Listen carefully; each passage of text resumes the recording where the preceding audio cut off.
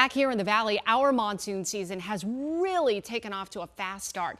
Let's find out what makes this year different than in years past. Meteorologist Ginger Jeffries joins me now.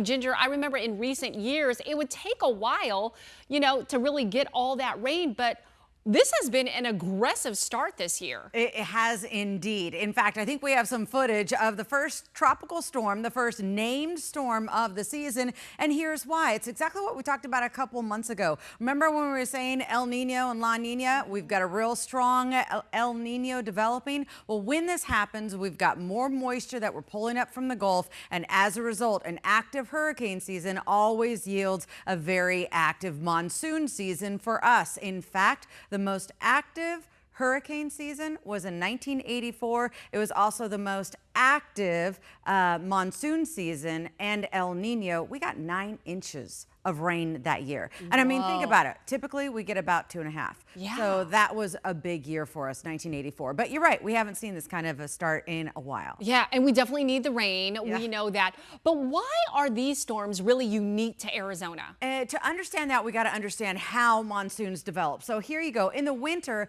we have the land temp, that's key here, is cooler than the ocean temp. So as that cool air sinks, that dry air blows into the ocean.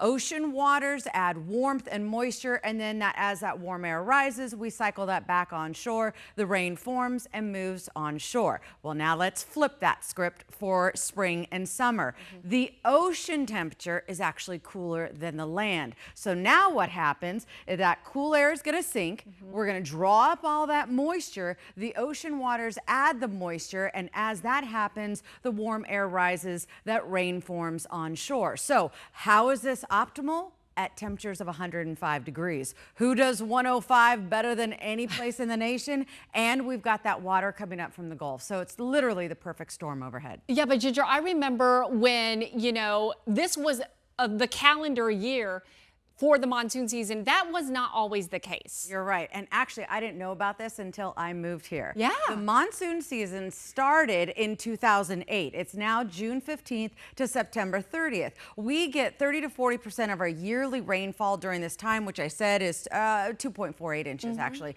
But what you remember is the olden days, where we used to have 3 consecutive days of dew points above 55 degrees, and that's what triggered a monsoon. So it was all over the place. All over. But 55 degrees is so key because that's the temperature at which we can have condensation in the atmosphere, which will produce monsoons. So that is a big number for us, but we're a little more organized now. Okay, and thanks for rubbing it in the olden days. All right, I forgive you because I like you too much. Girl, olden days just means I haven't been here as long as you have. No, I still love you. All right, thank you so much.